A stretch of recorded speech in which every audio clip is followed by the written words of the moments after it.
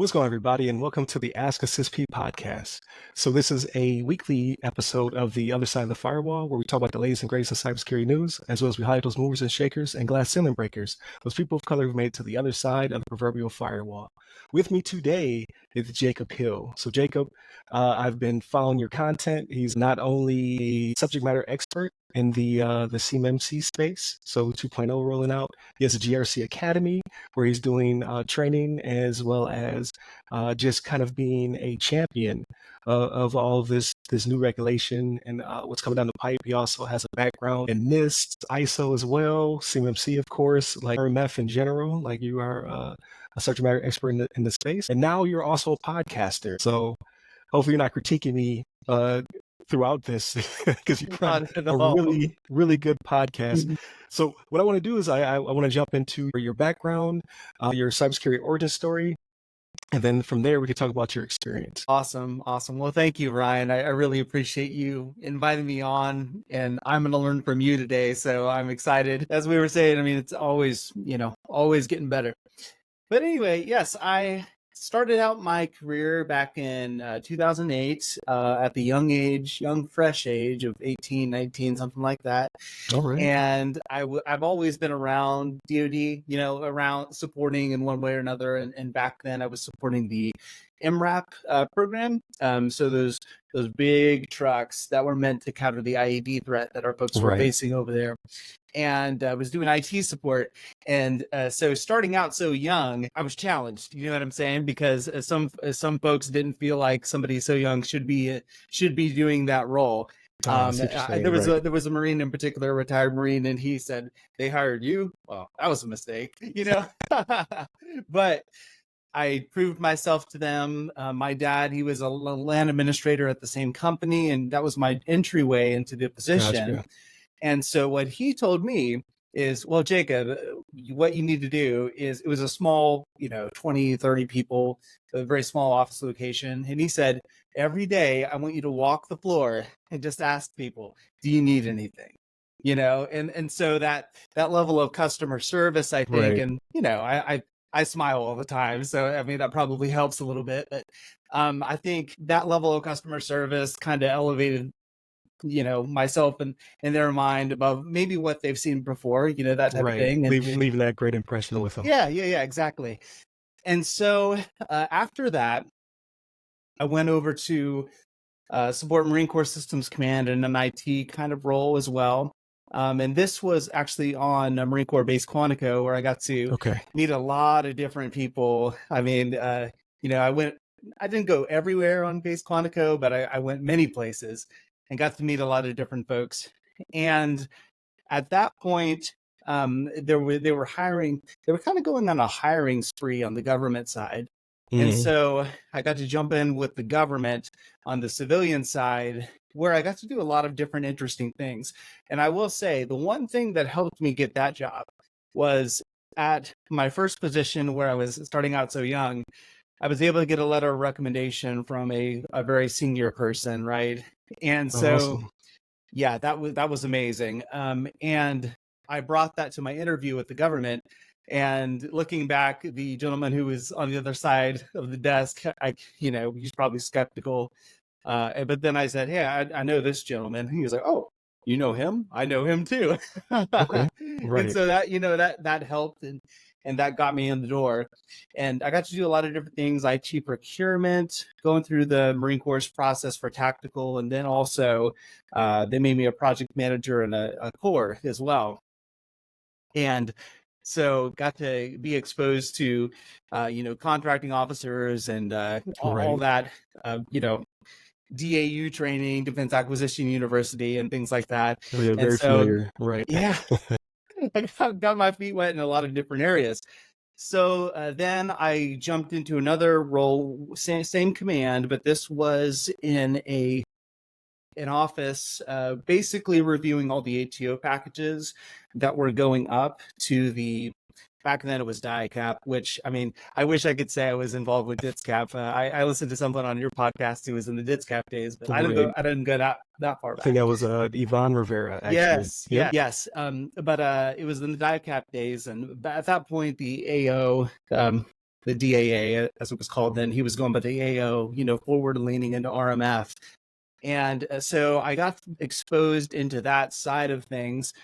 Now, I wasn't immediately jumping into the heavy, information assurance, cybersecurity reviews, but I got to work in that office. And then I got into that, doing some of those reviews and things like that.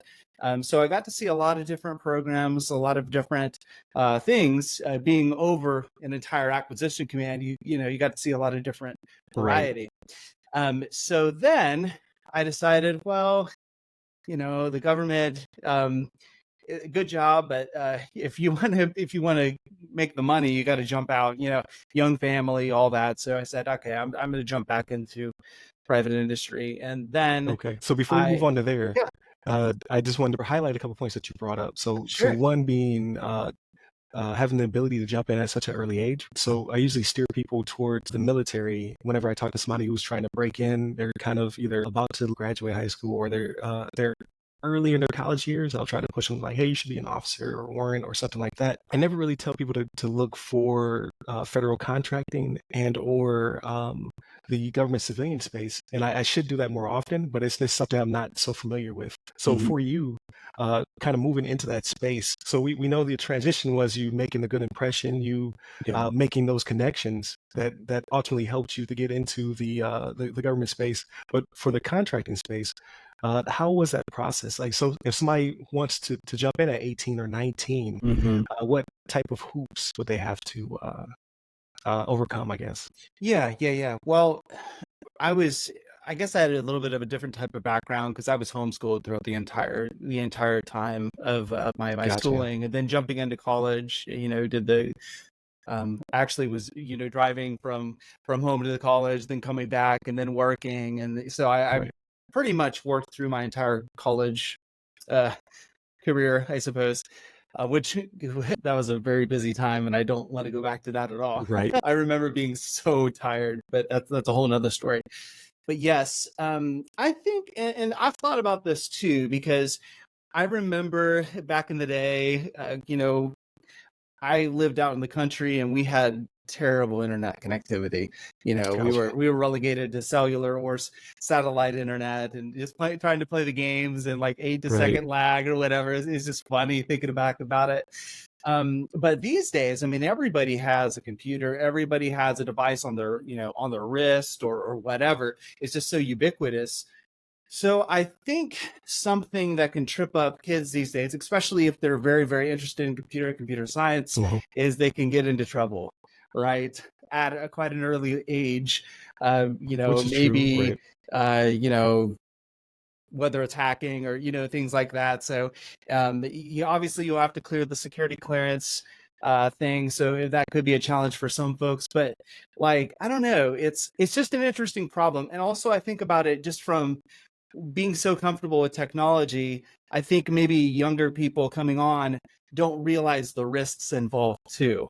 You know what I'm saying? Of just having a system that you use to process sensitive data. So, I mean, there's a few things I'm thinking there, if that makes any sense. Understood. Yeah, you see it in some of the younger like officers and things of that nature. You'll see them make those type of mistakes as well. So you transition into it at a very early age. You're working Marine, so I mean that gives you tough skin off the bat. The joke is some of my best friends are this or that. So, but I've met a lot of really great Marines. I actually have not met any that are not great, but they are a little gruff, so to speak. So that's good. You're battle tested. You're performing that service. That's most likely you being able to perform such a great service, make them feel comfortable with you to allow you to help them, and then being recommended. So yeah, that definitely would work in your favor into the transition. Yes. So you said then you were in the government sector. So I think around the time that you were in the government sector is when I saw a pretty big exodus on our side. So I saw a lot of young lieutenants and captains who had RMF experience were punching right and left because like you said, the money was on the outside. So they were the same people, like Captain so-and-so would be on the job. He would have like a very short career, maybe 4 to 6 years, he or she, and then I would see them as a civilian like weeks later, Mm-hmm. but they're back in the AO office, Mm-hmm. doing the what is it, authorization to connect, or approval to operate, and running RMF packages. But their pay, even from OPay, their pay doubled. Yeah. So Yeah. it was Oh, a no yeah. brainer. So like you saying that you moved from the government sector into private sector makes perfect sense, especially during that time. Yeah, I had a buddy who worked for one of the three-letter agencies, like, the hacking people, and Hmm. he said that he doubled his salary just going from the government side to the contractor side. Right, it's pretty Still didn't have, ridiculous. Yeah, there's benefits to be on the government side because you do have more control. You can do certain things that a contractor can't, but right. sometimes, man, you just need that money, No, I understood. So yeah, there are pros and cons. So let's kind of go over those real quick, if you don't mind. Yeah. So I've never been a government civilian, but I worked with a lot of them, and now I'm a federal contractor, so I do have some of that experience. But when it comes to pay, you're absolutely right. Like when you look at the GS charts versus the enlisted and officer charts versus what they're paying people in the private sector, apples and oranges.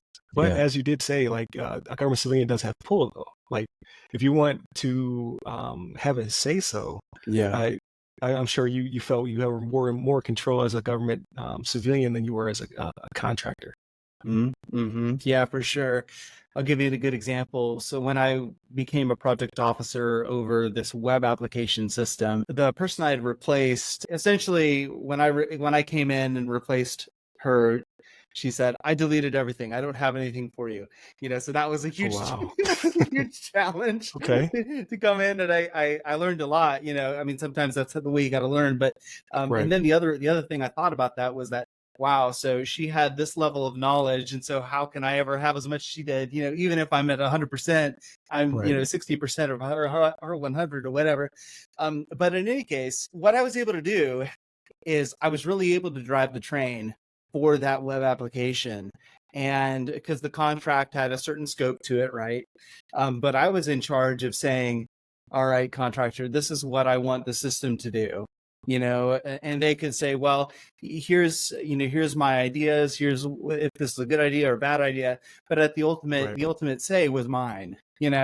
And for me, I mean, that was exciting. Because I saw this web application from the user standpoint on the government side, like, if we can only fix this, it would be so much better. And then I got Right. put in the driver's seat, and being able to make that change happen. And the contractor, of course, was just you know just kind of at the mercy of the project officer at the time. And Right. so I was able to fix it, you know what I'm saying?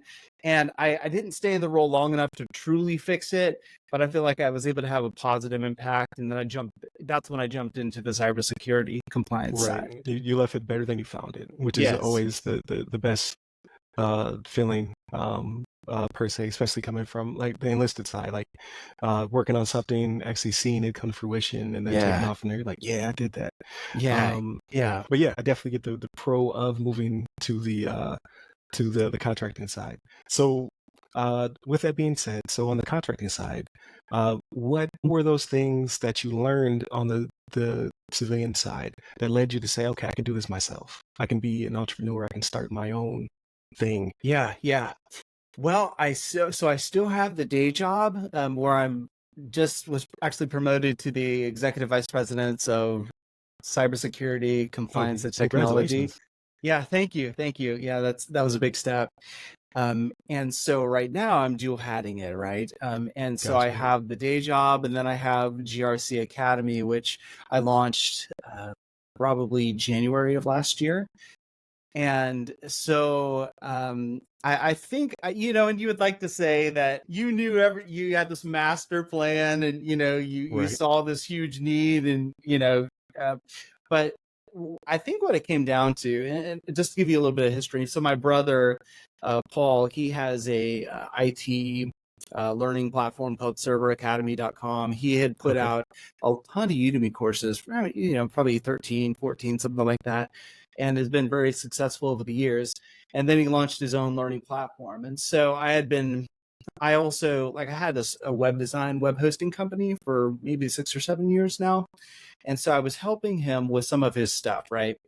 And then I got the idea of, well, there's not much training out there for CMMC, for defense Right. contractors. There's, it seemed like the focus was on assessors and consultants rather than defense contractors who actually need to comply. So I said, okay, well, let's see what we can do with this. And originally, I was going to put it out on Udemy, which, I mean, everybody knows it's one of the biggest online learning platforms Humongous out platform. there. Yeah. But then I decided, well, I know it's going to be more work. I know that it's going to be a lot more hours, but let's build my own platform and let's see what we can do. And I'm really glad I made that decision. And like I said, I would love to say I had all this planned, well ahead of time. Right. And I don't know, it seems like most people who, I mean, I haven't made it big yet, hopefully one day, but it seems that most don't have everything planned at all. Right. And I think that's a good point to bring up, especially for people who are kind of thinking like, okay, well, I have an idea or I have an outline of something I want to do, but it's not quite there yet. But I think coming from like straight from, the quote unquote horse's mouth, it's an opportunity. You have an opportunity and you can do something with it. And please go ahead. Yeah, and something else, I remember talking to my wife about this, was that I had done a lot with my main company, TechFused LLC, that really wasn't very profitable. It was a lot of hours, web design and web hosting and things like that. It ultimately wasn't very profitable. I put out a course, like a web design oriented course, very niche on Udemy. That really wasn't profitable either. However, this, I think, has a ton of potential. And sometimes that's how it is. You build up to that big thing that happens, and I think I'm on to it. So I'm very excited about it. Right. No, I absolutely do think you're onto it. Because I can't remember how I stumbled across GRC Academy. To be honest with you, I'm not sure if you just popped in my timeline or if someone else. It probably was engagement. It probably was someone else either liked, shared, or commented about about the academy and the training that they were doing for CMMC. And it was kind of like in a beta, or you're kind of trying to test the waters. And whenever I see anything on LinkedIn, I always throw my name in the hat, just because there's going to be 1,000 people who are going to try to reach out to you. But it's just to see if a connection could be made, or to see if I could just to win the training, which I did, and it was phenomenal. So I was like, oh man, this is great. Like, and then a little bit of background. So I was familiar with CMMC. I actually was trying to pitch it to a couple different companies during my skill bridge. Like, hey, listen, I understand this thing is coming up. It's a little bit in the distance, but I can help you kind of build towards it. I know a little bit, but I can learn a lot to try to help you a lot. But there was no real urgency. So there was no real teeth behind it until I would say probably a year and a half ago, maybe. And that's when I saw your training. I was like, it's perfect timing. Because at the time when I was active duty, the Air Force was pushing some CUI training, CUI, some FCI training. But we're still confused. Like, I understood the concept because I worked with the IA guys, but for the normal user, they're like, what is this? Like, everything's FOUO. Like, what are you talking about? Like, there was really no background or history to it. It was just like, hey, here's mandatory training. Like, this needs to be done every year on this month because you did it this month. There was really no understanding of what it was. So when I took your course, I was like, this actually makes sense. I actually understand what this purpose is for. Oh, that's awesome. So how did you come about? So you've done training in the past. So you said you built a course, and you're kind of, these are stepping blocks. Like, you're learning how to build the training, you're conducting the training, and now you're like, I want to own the product from cradle to grave. I want to own this. How did you know it was good when you put it out there? That was the key, man, because it was nerve-wracking putting it out. I remember seeing some of these posts that people would put out and they were wrong or put up bad information. And people would just destroy them. Oh man. So I didn't want to be that guy. I was pretty nervous to put it out. And I had spent over 300 hours on the course, just ton of research. I learned a lot creating the course myself. And so I learned a ton, but I still wanted to make sure everything was, as correct as possible, or Right. 100%, or very close to it. So what I did is I met some folks on LinkedIn, and one in particular, Miss Corinne Wise. She is a CMMC instructor, assessor, consultant, and Right. then Mr. Paul Vineman on LinkedIn as well. I had them peer review the course, and I got just excellent feedback. And they told me some things that they noticed here and there. And I was like, okay, let's fix those things. But this is Right. awesome. This is great. I'm getting great feedback from people who know this Right. stuff No, as that's well. awesome. Yeah. So And so that did you, helped me out a ton, because I was extremely nervous to put it out. right. Just put it out to the World Wide Web, and just see what happens. And so do the peer review at the beginning was a huge confidence booster. No, that's awesome. So did you know them pretty well to ask for the peer review, or did you just say, hey, I follow you, I know your content, so I think you would be a good mentor to go through it and let me know what you think? If I remember right, I had been posting on LinkedIn about CMMC stuff, and I had seen them, if I remember correctly, I had seen them also maybe interacting with the comments, certainly Corinne.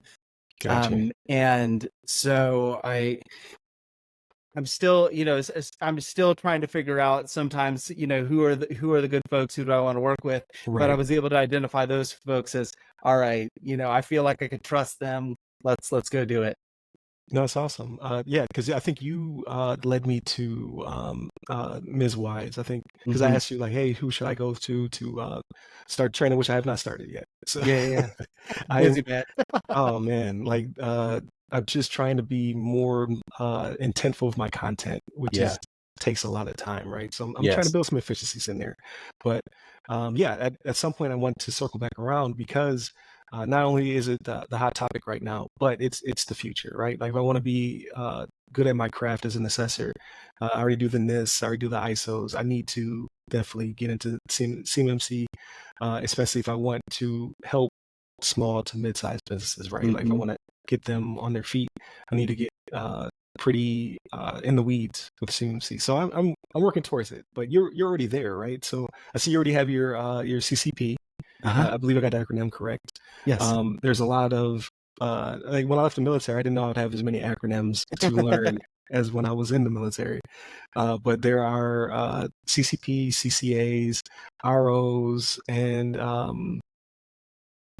what's the other one? There's CCAs, RPs, RPAs, and RPA. then the whole C3PAO, and Right. all the acronym soup.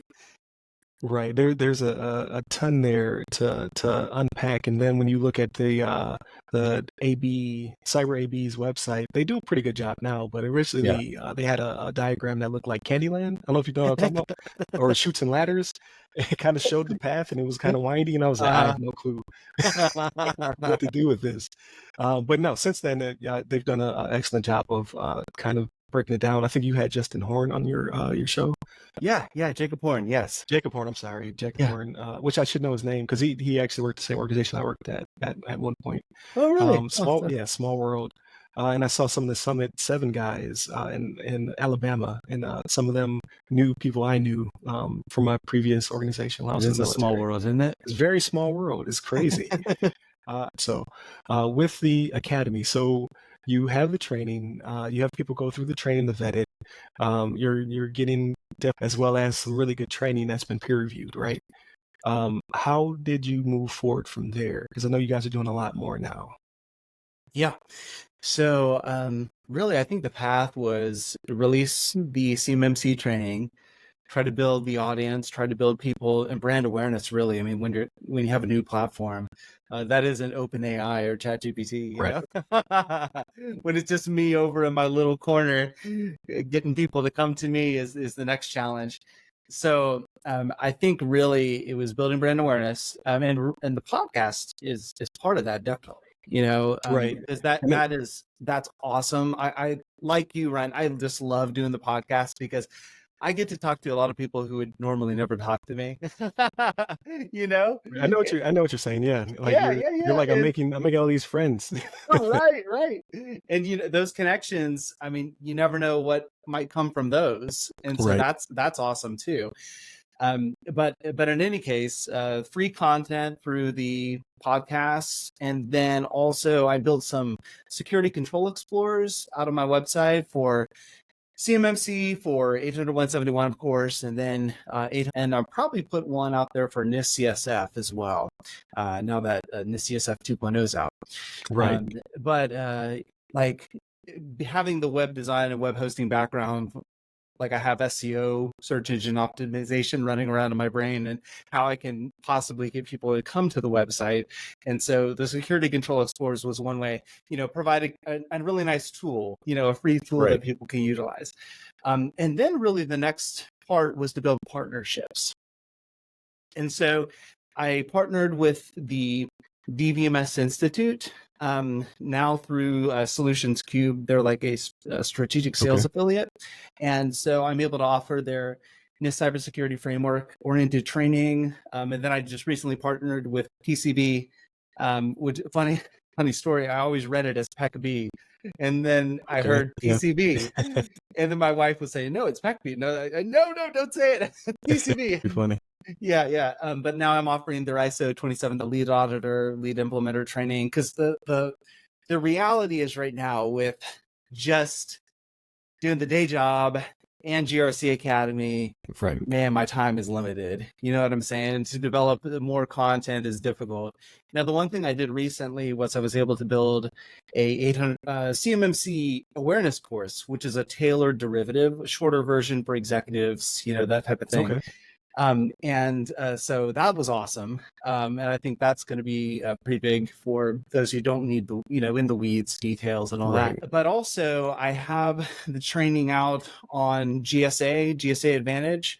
So that means the government can buy it if they wish. Okay. And so I've had some conversations that hopefully something will come out and I can educate the government workforce as well, so who knows what might happen with that. And then I'm making some partnerships. DAU. You can be next DAU, and that would be humongous. Yeah, right. And that's another aspect that I've learned. It's really good to go to in-person conferences, because sometimes you just have to make that face-to-face connection. That's what you're saying, right? Oh man, because like if you just try to reach out to people on LinkedIn, oftentimes their inboxes get pounded and pounded and pounded, and they don't know who you are, and they're just like, okay, you're another CMMC guy. Right. So like I think making face-to-face connections is so helpful. No, that's smart, as well as a lot of people only use it. We use the platform every day, but there's a ton of people who only use it when they're job searching. Mm-hmm. So like their accounts just pretty much go dead until they're on to the next thing, and then they boot it back up. Yeah, that's right. Yeah, and so I have some partnerships that I'm extremely excited about. Some will be closing here pretty soon that I can't wait to announce. Okay. And so it's all this. I worked so hard last year on marketing, building the brand, and so finally, some people are seeing what I've done and like, wow, that looks interesting, and I'm seeing that it's good stuff. So let's talk. So that's it. It's a hard work, a lot of long hours, a lot of weekends and evenings and holidays. And in fact, with the December 2023 rule coming out for CMMC, I spent a lot of I had a 2-week vacation, and much of it was spent, reading the rule and prepping to update the course, which took a lot longer than I wanted it to, but finally got it out in early February, the update. So but I think it's going to be a big year. I'm really excited about it. No, that's good, and that's a good and like behind the curtain look for those who want to pursue entrepreneurship. Like everyone that I talk to who's currently starting a business or running their business, they're all busy people. Mm-hmm. So it's good to share that with the audience. Like if this is something that you're passionate about doing, it's not to discourage you from doing it. Like absolutely start a business. I mean, that's the American principle. Like it's just be prepared to, like you said, you're going to work long hours, you're going to work weekends, you're going to work through holidays. And then, like I tell people who are exiting the military, you're already doing that. So it's a matter of, reclaiming some of your time, but you Yeah. understand that sacrifice. So it might Yeah. be an easier transition, Yeah. or it might just completely turn you off Yeah, because you're that's right. tired of That's right. doing it. But somebody I work with told me something that really struck me, and he said that because I was talking to just different things, and I was saying, man, not everybody wants to work two jobs, and he was like, well, Jacob, you're not. You're working a day job, and then you're building your business, and it's something you own. I was like, that's true. That's a great Right. point. Right. No, that's awesome. So, when it comes to the podcast, so we can go there. So, like you said, it's an extension of the academy. It's helping you build your brand. You get to talk to cool people, and build that brand awareness. You have a really good podcast. So, I think I've probably told you this in the past through post and engagement. But I just recently listened to an episode, and I can't say the doctor's name. I Mm-hmm. just won't be able to pronounce it. But Regular. there you go, Dr. Regu. I think I close. Um, For sure, yes. but it was awesome. So I literally I was going to go mow, and I was like, I need something to listen to, and I saw that you had a new episode, so I was like, I'm popping right on. Very interesting. Yeah. It didn't overstay its welcome. The guest was very knowledgeable, Mm-hmm. and you guys had a really good rapport between the two of you. So, how long have you been podcasting, and kind of what is like, why are you so good at it? Asking for a friend, right? I don't think I'm very good at it, but thank It was, it you. was really good. Yeah, it was really good. Thank you. Thank you for that. I really appreciate that. Yeah, I watched my early stuff. I mean, really, the first podcast I did was in March of last year. Oh wow, okay. And like I can definitely see I've improved a lot, because at first, like, oh, camera, great. Here's where I'm at. I've gotten pretty decent, pretty comfortable talking to people. Talking to the camera when I'm by Right. myself is totally different for some reason. And I can't. I hate it with a passion. I like the previous week I was by myself because of schedule conflict. It's like talking into a vacuum. And I taught online, so I taught hybrid. I had people in class and people online as an adjunct. But we had a couple classes where COVID shut us down. So you're like, Mhm. well, the show must go on. But I can't force the students to have their cameras on. I can't force them to respond, and then they're happy to not be face to face. They're like, Of oh, course. so it's like talking into space. Yeah. I can't stand it. So when I do have a solo episode, I'm like, oh, here goes all the uhs and ums and rights. It's gonna be a nightmare to edit. So, Yeah. Yeah. but yeah, when I talk to someone else, whether it be in person or via camera, like because you can build that rapport, you can Yes. read body language a little bit better at least. Yes. So, and that's why we made the transition to video. Yeah. Initially, we're all audio, because my internet was so bad in Turkey, we'd have these really long pauses due to the weird delays. So it was a nightmare to edit. So that's Uh-huh. what they were like. So we have to do something different. We can't just do audio. Let's Yeah. do Zoom. So we did Zoom in order to have things sync up better. Mm-hmm. And then it just stayed because people like faces. So Mm-hmm. we got way more engagement with video than we did with just audio. Yeah. Yeah. Yeah. And just myself, and I'm trying to bring this more into my episodes. It's just having fun. You know what I mean? Because Right. you got to have some fun. It can't just be all boring. I love. I don't know. I think you can make a lot of things fun, even if it's not a fun task. Right. For sure.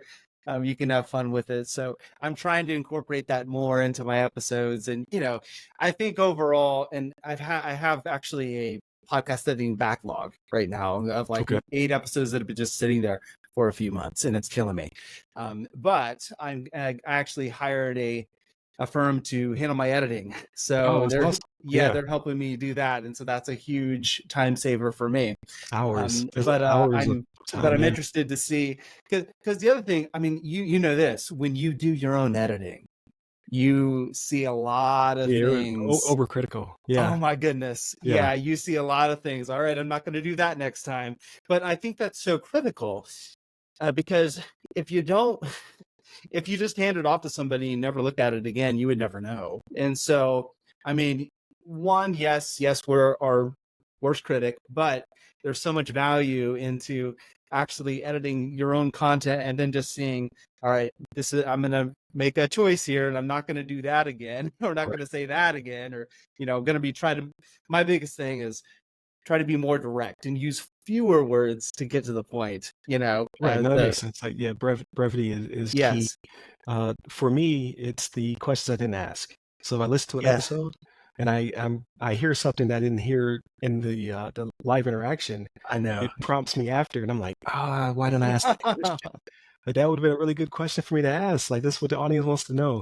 I So know. it's the I guess being a armchair quarterback to my original podcast episode. Yeah, So yeah. I'm sure it's gonna come up here. There's gonna be a ton of things I'm like, why didn't I ask that question? Yeah, I will say that. I mean, I haven't used it too much recently, but just doing ChatGPT to help brainstorm a little bit has Right. been pretty helpful in the past.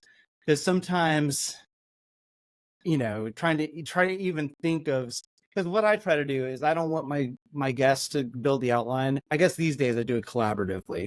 We have a 15-minute call. We build it out collaboratively. Oh, I see. Okay. And then so I know what they want to say. I know what they don't want to say. I have an Right. attorney coming on talking about the False Claims Act, and she was actually the one involved with the Georgia Tech.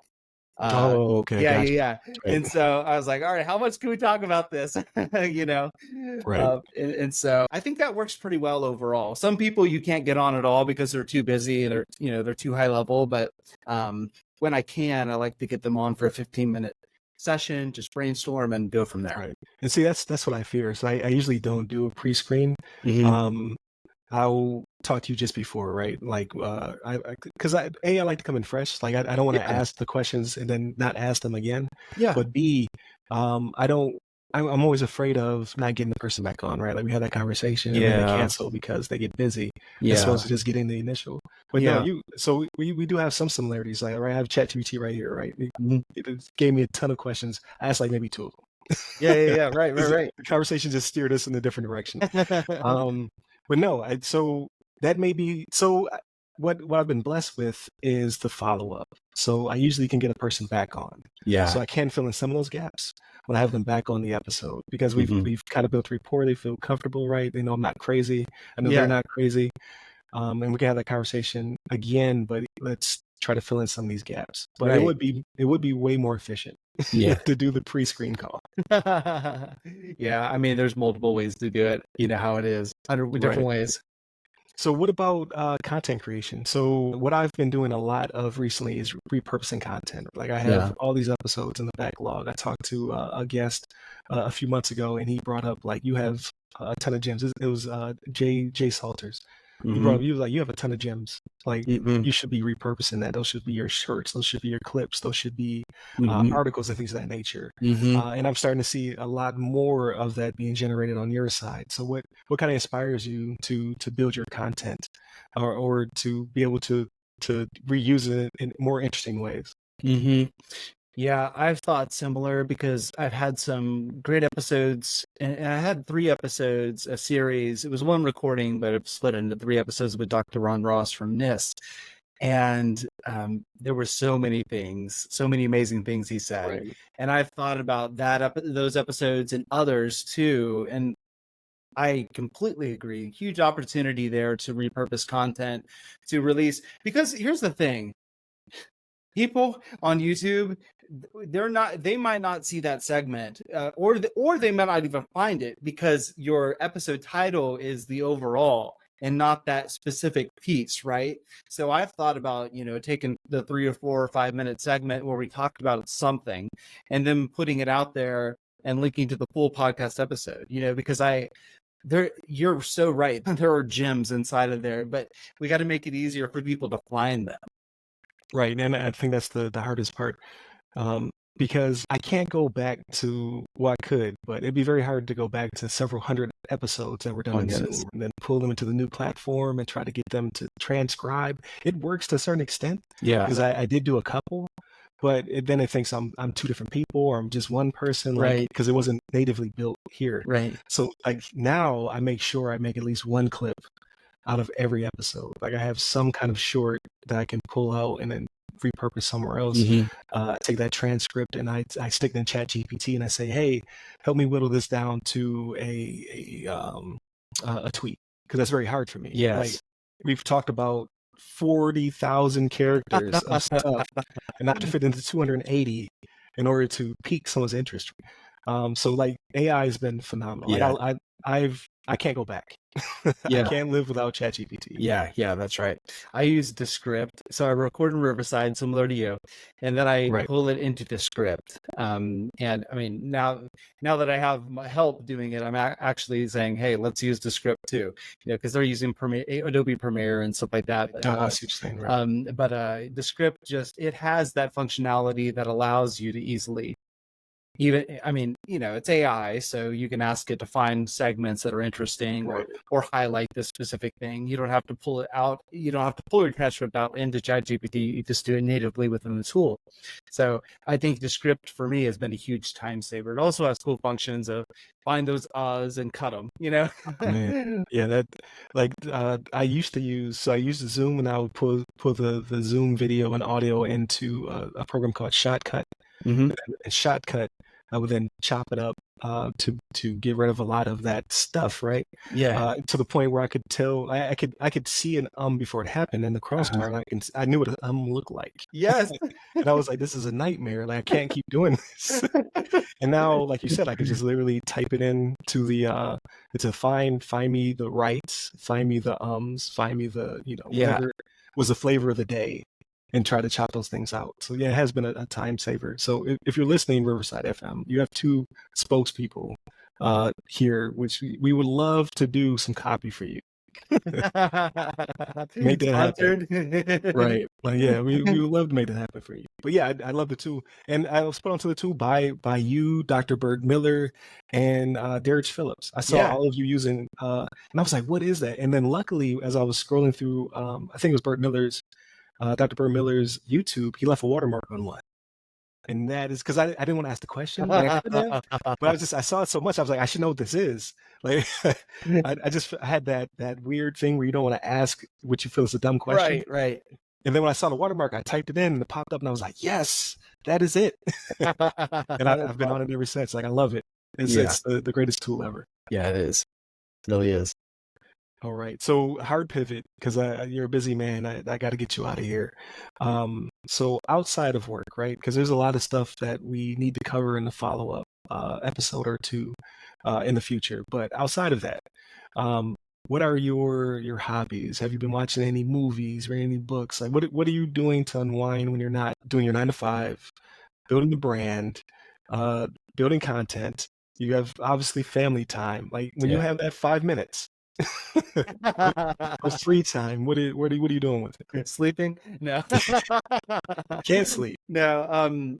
Well, I finally upgraded my computer, so I was running an old 1070 NVIDIA card on that, and so I haven't had a lot of time to game recently, but I gotta. What'd you replace it with? I'm interested. Yeah. I did a custom build, so I've got like the LEDs in the front and like right. pretty cool looking, The RGB. I was actually like, maybe I should put it on my desk, I don't know. That's what this is right here. Like you can't see it right now, but yeah, put it on the desk. I did the same thing. Right. Yeah, but I've got a Super TI, maybe something like that. So I was bouncing between the 4070, the 4080, and then the 4070 Ti, and the 4080 went off the shelf, and I was like, that's a little bit more than I want to expend, but it went off the shelf, and I was like, all right, let's do the 4070, and it was a Micro Center, and the line was so long, and then I started thinking maybe I should go with the 4070 Ti, whatever. Like this line is very long, spend the extra $200 to $300, whatever, and so I got that, and then like these processors, the 16 cores, got 64 gigs of RAM in there. It's like crazy. Gotcha. So, that's great for content. Like I bumped up to 64 as well. And 32 would have been fine, but there was a sale on Amazon. I was like, well, I mean, that's right. I used to be a slickdeals.net guy, and I was like, it's on sale. We got to get it. Right. Yeah. But I haven't really played anything yet, hardcore with that. So I mean, you can play anything you want to with that. So whatever you want to run. So we bumped up to a 3060. I was being cheap. So it's the 3060. I think that's 12 gigs of VRAM. So like Mm-hmm. nowhere near now, right? But I was coming from a integrated GPU CPU. That's where I Oh, came wow. from.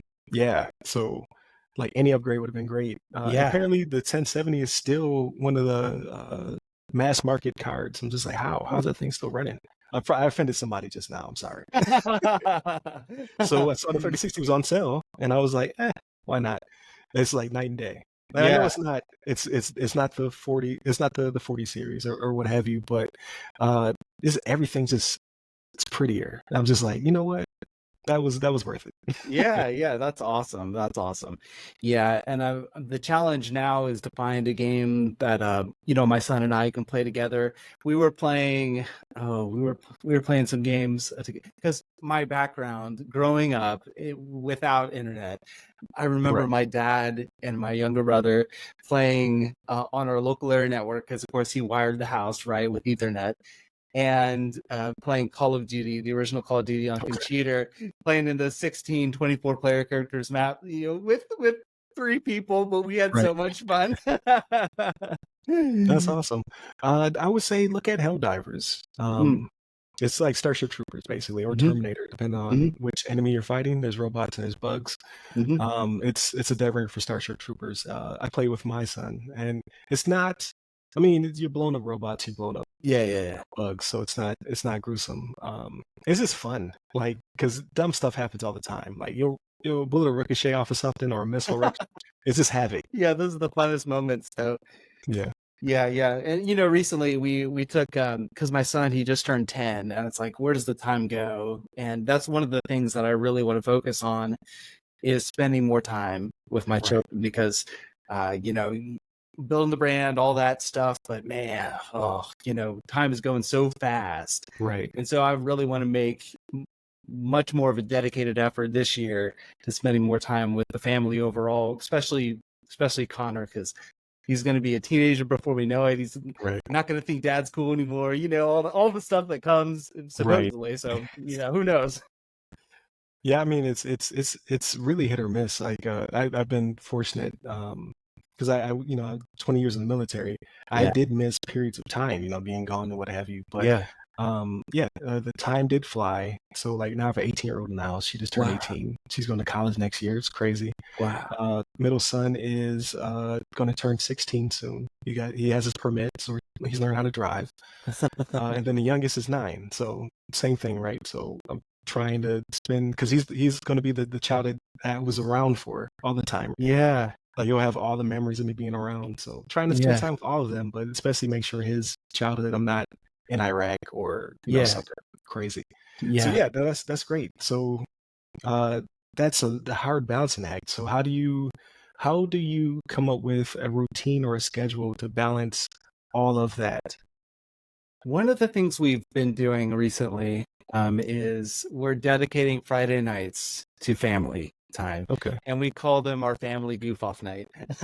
And so there was this funny moment when Connor was upstairs and it was Friday and I think I was off. And I was like, all right, Connor, when do you want to start goofing off? He's like, right away. So it comes down to setting a specific time, whether it's an evening or a block of time or whatever, and staying consistent with that. And for the most part, we've done pretty well with that and made some really good memories. That's awesome. So no, that's great. That's great for all listeners. If you have a family, or even if you don't have little ones, you have to carve out some time for yourself. You can't be all work. Like that's why Americans don't live as long as most other countries. We burn ourselves out. Yeah. So yeah, finding that quality time, finding time to spend with your family or with whomever, right? Right. Is definitely key. Especially now we're, I guess, post pandemic or whatever we call this time period. Right. So we can actually go outside and make contact with people. So no, you brought up some good points. Just as a quick recap, especially when it comes to the social interaction, right? So making those connections on LinkedIn, but then also doing the in-person stuff, the conferences and things of that nature.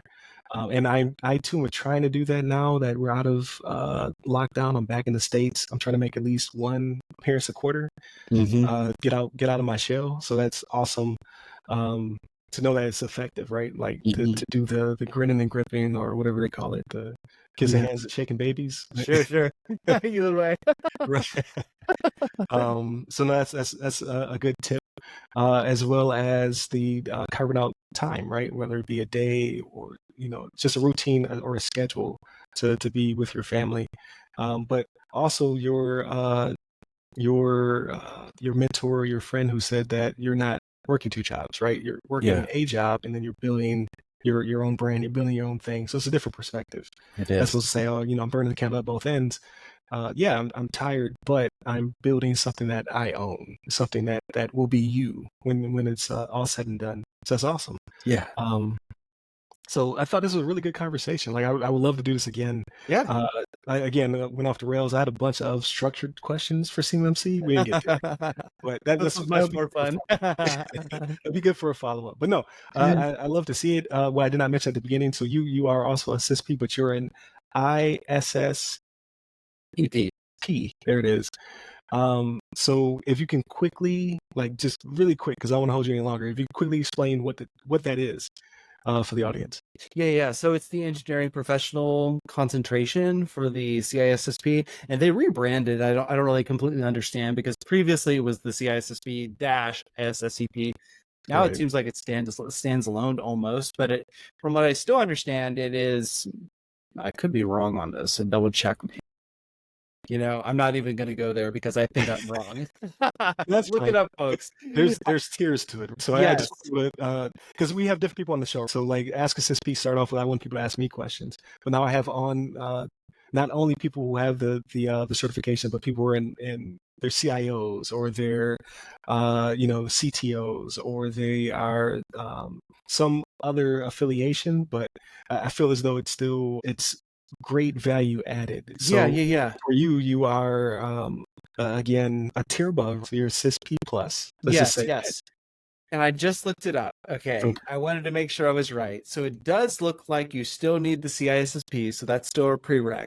Okay. From what I'm understanding, because they changed it recently and it was kind of confusing to me. But in any case, it's focused more around the engineering. Gotcha. And NIST data is a big part of the curriculum, which is system security engineering.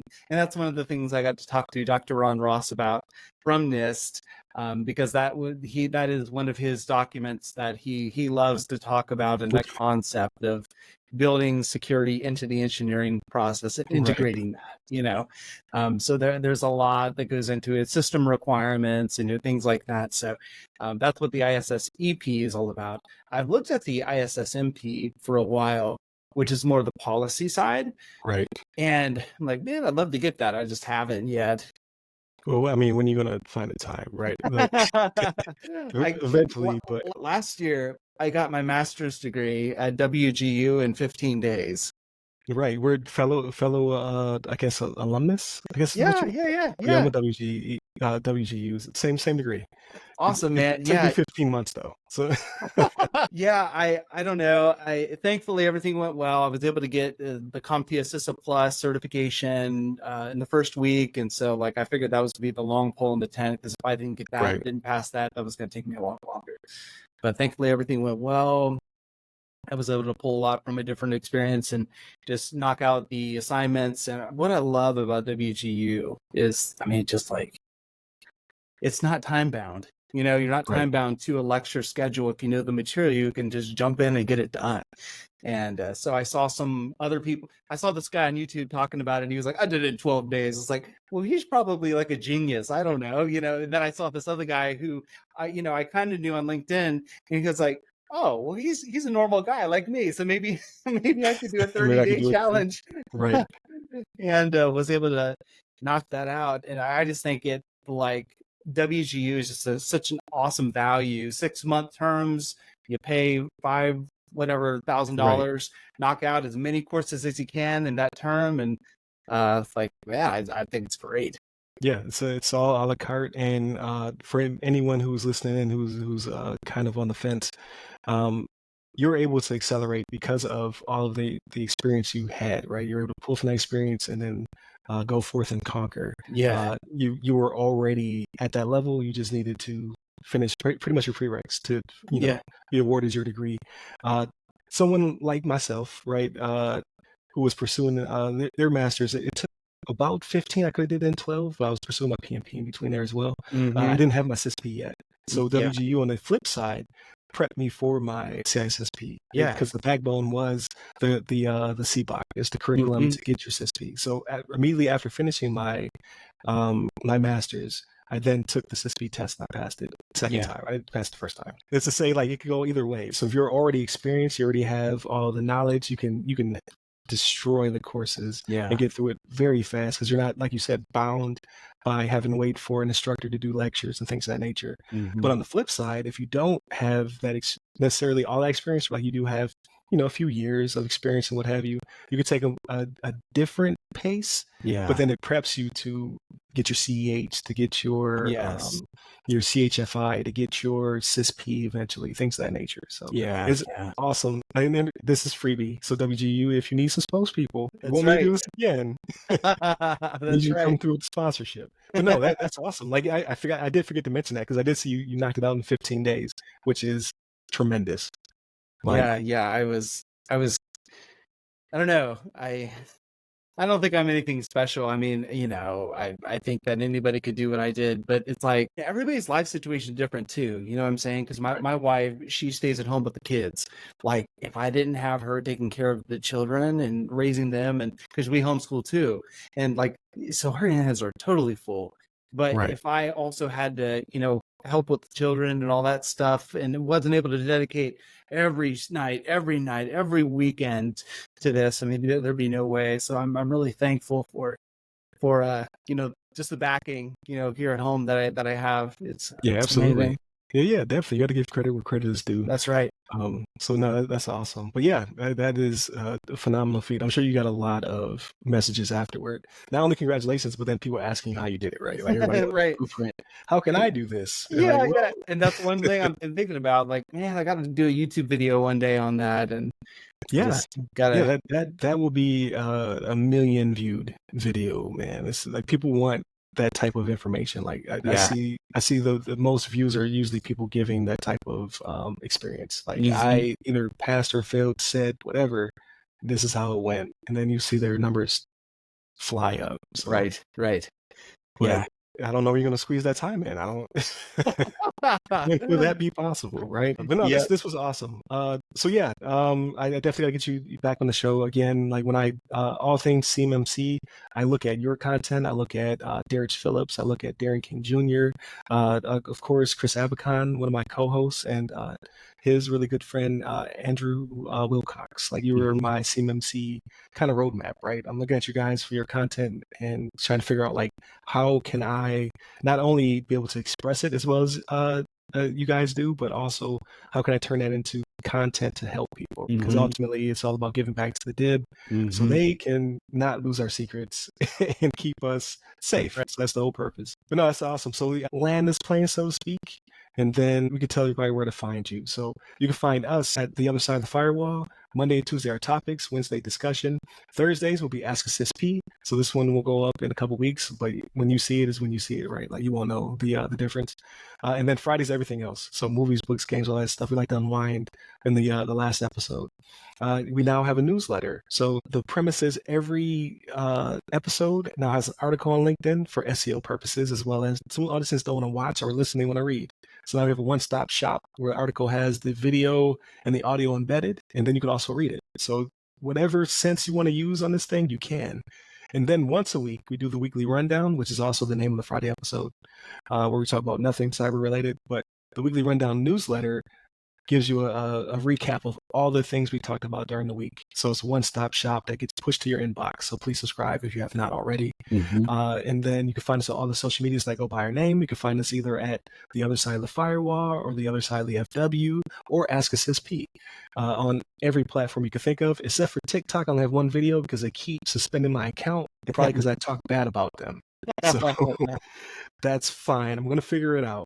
And then where can they find you, Jacob?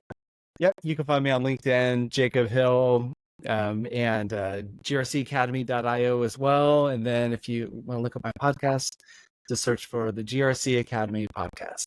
Absolutely. And it will be tagged. All the above will be in our description. They'll all be tagged, and I'll probably push this out with one of your episodes as well, because I think I asked for questions which I asked too late, so it's fine, audience. But next time I'm going to project a couple weeks, so you can give me your questions to ask the interviewee. But no, you're doing great. You're doing great things out there. So definitely look out for Jacob Hill and all of his projects, especially the GRC Academy podcast. So it kept it very simple. So check out all of his content. Again, check us out on all the platforms. We're on pretty much everything now. Stay safe, stay secure. Thank you so much for having me on. No problem.